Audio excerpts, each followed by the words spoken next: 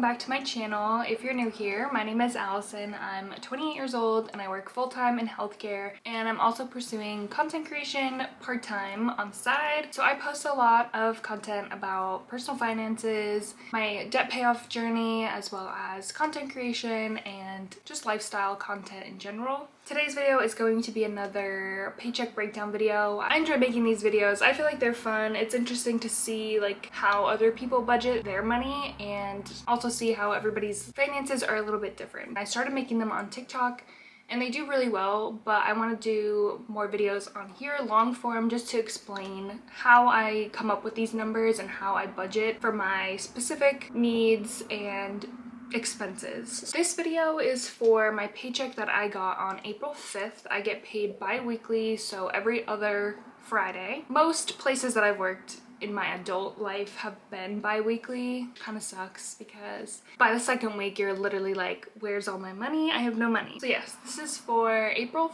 5th. So I budget out any expenses or anything that's coming out in the next 2 weeks before I get paid again. So I'll start off with my income for this pay period was $2,284, and then I add that to like whatever I had left in my checking account from my last paycheck, which was about $61. So that comes to $2,345, and that's the number that I'll use to kind of come up with my budget for the next 2 weeks. This paycheck was a little bit different than my normal ones. Usually I stick to the same kind of structure because of the way the days fell. My car payment and my car insurance fell in the same pay period this time, which normally they're kind of split up, which helps me split up my bigger expenses, but they were in the same pay period this month. But I think next month it goes back to normal, or after next month it goes back to normal, because of like May is one of the months that I'll get paid 3 times. I had to break things up a little bit different for this paycheck, so it kind of keeps things interesting, but it just goes to show that things do change a little bit and you just figure out what works for you. The first thing that I'll save for is my rent, because I feel like that's obviously a main living expense and usually the biggest one. So this time, normally I split it pretty evenly, but because I knew that I was going to have some bigger expenses this paycheck, I'm only going to save $250 for my rent. The total is $850, so I will save $600 from my next paycheck.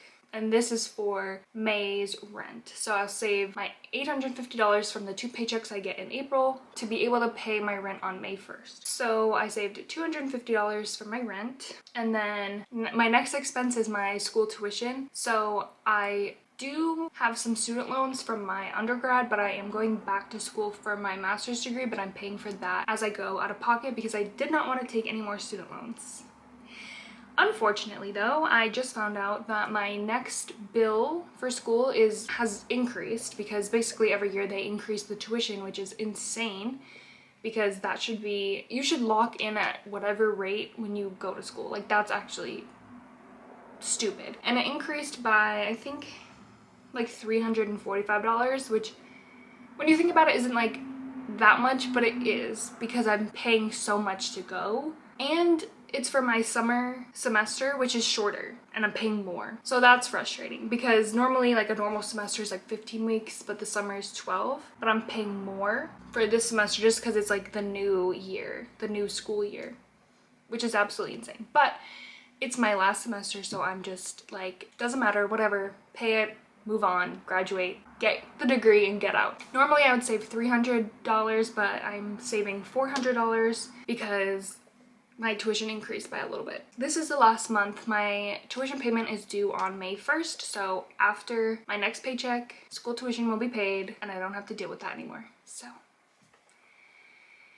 it's a relief. Because of that, that meant that I didn't get to save anything towards like my regular savings, like my emergency fund or house fund that I have. So we had to pivot a little bit there as well, because I just found out that my tuition increased like last month when I got the bill. I had to pivot a little bit and move some money around, so I didn't get to put anything into my regular savings, but again, I'm saving for school and paying that so I don't have to take any loans, so it's important to me that that gets paid. The next thing was I saved $250 into our joint high-yield savings account that we're using for anything for the wedding, which is in approximately 2 months, like 2.5 months.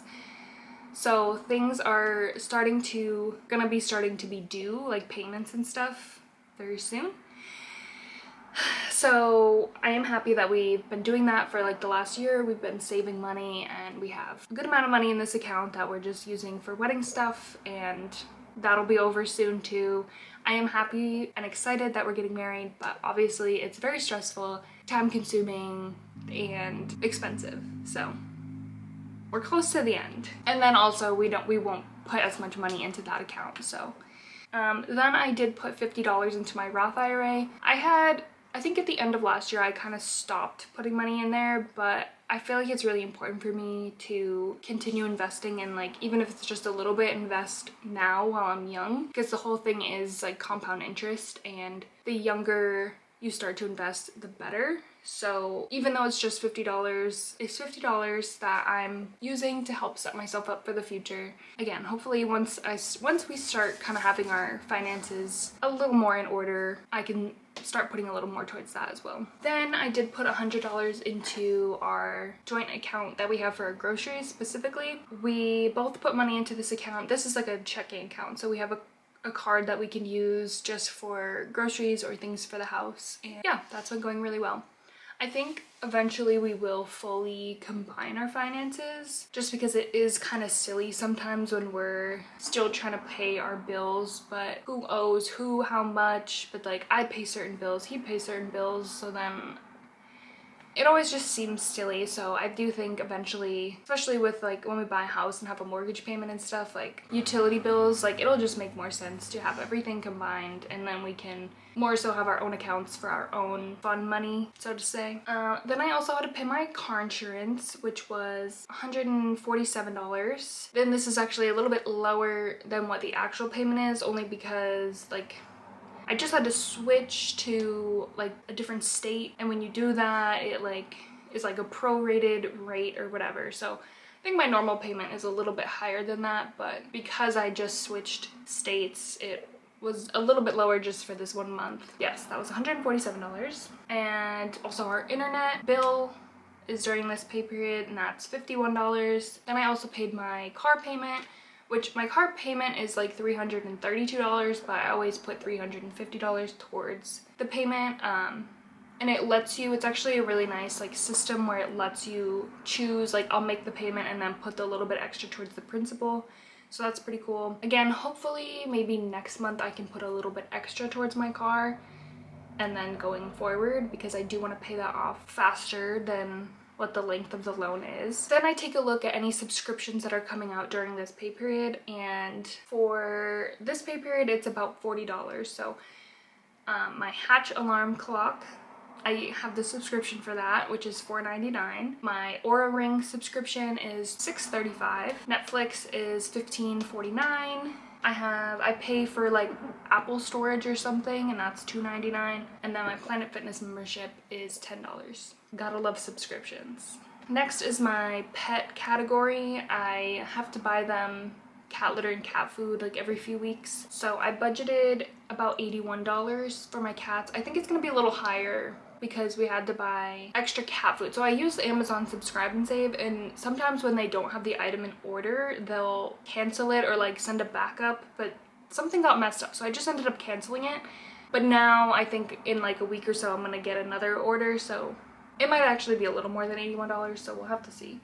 Then I also put $100 towards my honeymoon. Again, we're slowly paying that off. It's booked and everything, but you can make payments towards it as it gets closer. And then actually this number's funny because it's so specific and like small, but I did only put $61 towards my credit cards, and that was because just of like I like to have an even number when I pay them. So whatever the number was ended in like 61, so I put $61 towards my credit card just so it isn't an even number.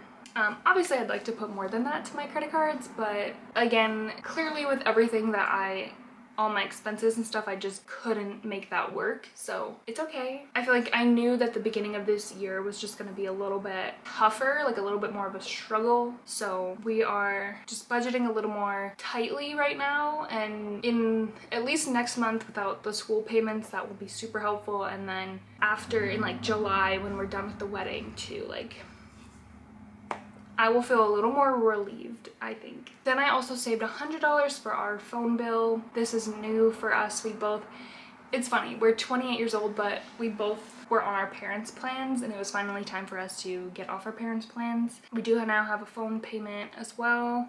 So I saved $100 for our phone payment, and this was our first payment, so it's a little bit higher because of like some transfer fees and stuff. And then I also budgeted $60 for my nails because I'm just a girl and I just want to get my nails done.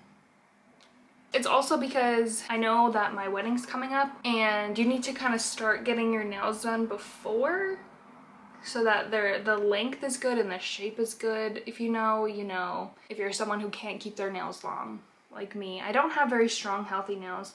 So I knew that I needed to start getting them done before, like a few months before, so that they have time to like grow out, be a good length, and then I can test some stuff out to see what I like and don't like.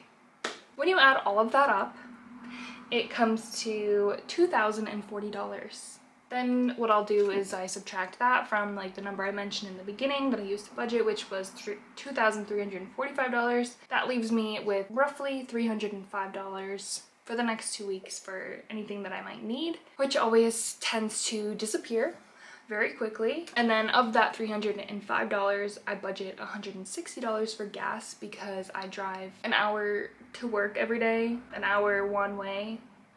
So I use a lot of gas. We try our best. I try to keep my budget tight so that I can put money towards what I want to put it towards and that I'm not tempted to like overspend during the 2 weeks. I know that I have a tight budget. That's where we're at. Thank you guys so much for watching, and I will see you guys in the next video.